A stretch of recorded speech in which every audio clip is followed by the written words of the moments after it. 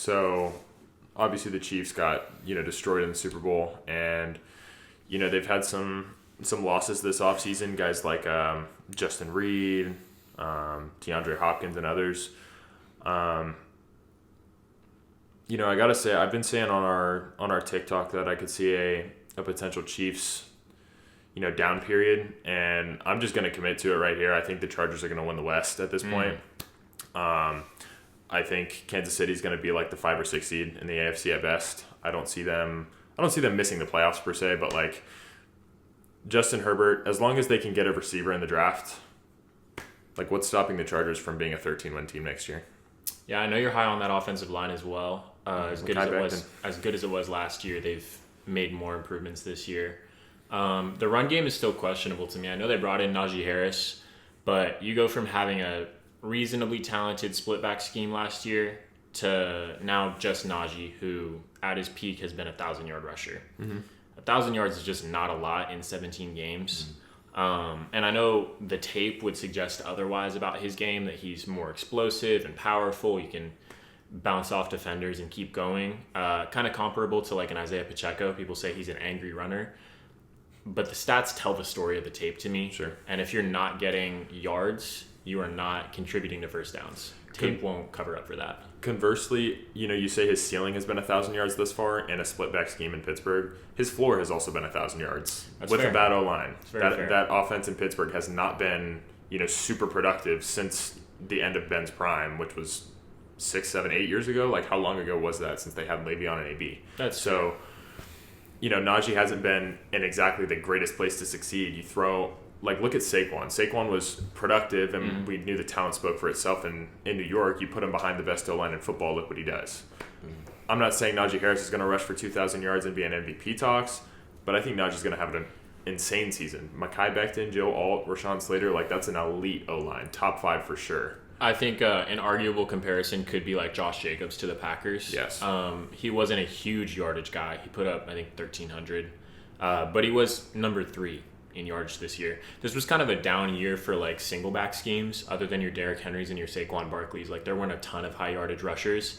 But Josh Jacobs also had like 20 touchdowns. So if that's what the Chargers are looking to get from him, since they just don't have those elite receivers, especially in the hands team, like they cannot catch. Right. Having a goal line back will really benefit them. I have to agree with you, Zach. I think that the Chargers will win. And no matter what, I think the Chiefs, I cannot see the Chiefs not making the playoffs. And I think that this is the year the Bills have the best chance. Oh, brother. I make it to the Super Bowl. Just have to add that Here we in go. there. But the Chargers, I love Justin Herbert. And I really want them to have a good receiving team because it's kind of sad. I think that he has a great ceiling, but he's not able to get there because his team's failing him. So I think that, they have a great O-line, and they'll be able to run the ball for sure. I agree with you. I think Najee Harris is going to be great on that team. But they need receivers, and I think, yes, they could get in that 13-win range, but then they're going to get to the playoffs and get bounced out. Yeah, I mean, we'll have to see how the playoffs shake out, but I think no doubt Herbert has the talent to be a top 4, in that discussion. As far as quarterbacks in the league, it just hasn't came together for him yet. I mean, the Brandon Staley thing was like a disaster. Yeah. The defense has been honestly really bad for him, except for last year. Harbaugh brings that tough culture, the defense and run game first culture, and that's another reason I think Najee's going to have a great year next year. I don't know, man. I think the one misstep that they have had this offseason is the fact that they didn't give the guy a receiver. Like, we do have Amari and Steph still on the market, but if they don't land one of those guys, like Cooper Kupp's gone, Tay Adams gone, like, is it just going to be him and Ladd again? Like, how does that offense look if he doesn't have another option to throw to? Like, you could draft one of those top-tier tight ends in the draft, but I don't know. There's a couple holes as far as weapons that I'd like to see them fill before the season gets started. But yeah, do you guys see any other potential contenders, taking the throne from the Chiefs in the AFC? Yeah, that's actually a fair question. It was going to bring me to something else that I was going to ask you was, where do you have the Broncos in that picture? If we're talking about the AFC West, the Broncos were actually like right on the same exact tier as the Chargers in that they were really bad. New head coaching system. Of course, the Broncos bring in a rookie QB, but other than that, the teams look similar. Solid defense, solid protection, not a ton of weapons. And they were both right in the mix for that, 7th seed in the AFC. Are they just getting bounced out of the playoffs, or do you have 3 teams from the West in the playoffs this year? That's a fantastic question. So I definitely have the Chargers finishing with a very high record, winning the division. Probably like the 2 or 3 seed. At worst, yeah. Mm-hmm. If I'm being honest with you, I think at this point with the free agency acquisitions Denver's made, I got Denver finishing above Kansas City too.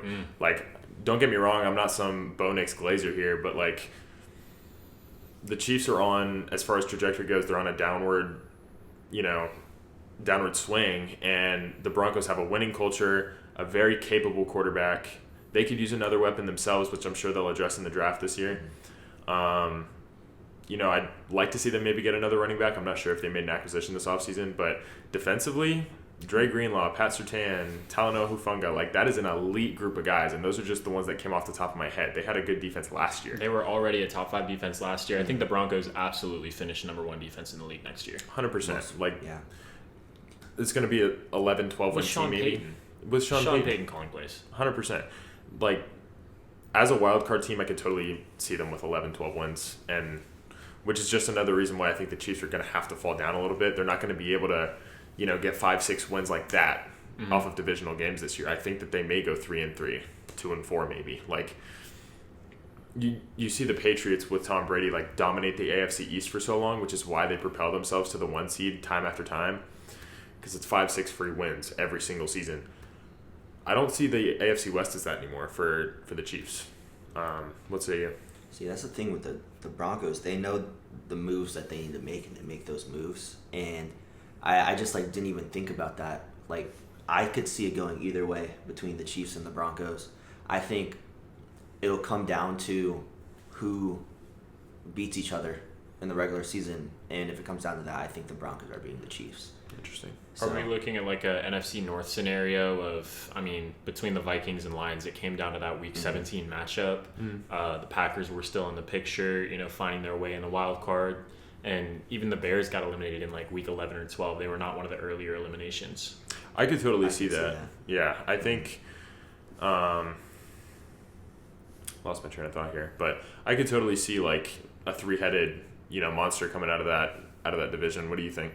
Even look at the Raiders, like, if they follow, the blueprint that I drew up for them in my offseason video. Right. Like, if they find a way to land Shador, it'll be interesting. Yeah, they'll be spicy. We talked about 7 wins being attainable for them this year, and I think that's very doable.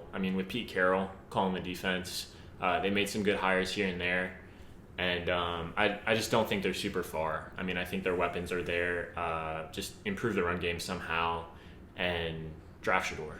Right. Like, it's really that simple if he falls to you at 6, which a lot of projections have him doing. Yeah, I think, people forget the Broncos destroyed the Chiefs in Week 18 of last year, combined with the game that they played earlier on in the season where they lost off a blocked field goal. Like, they very easily could have swept the Chiefs last year with a rookie Bo Nix and, a mediocre offense, if we're being honest. And to be fair, nobody played in that Chiefs game in Week 18. Sure. That said, yeah, there's still the tape from that first matchup where it was very close, very exciting game. I got to say, the AFC West has definitely brought in, the most proven and talented group of coaches, maybe in the history of football. Like this Pete Carroll, Andy Reid, Sean Payton, these are all Super Bowl winning guys or national championship winning guys in the case of Jim Harbaugh. But these guys are all capable of turning a franchise around, fixing the culture, getting teams deep in the playoffs. So that'll be definitely probably the most interesting division of football next year. Yeah, and I don't know if the stat is there, but let's say Harbaugh wins a Super Bowl this year. This might be the only division we've ever seen with 4 Super Bowl winning coaches. It's very likely, yeah.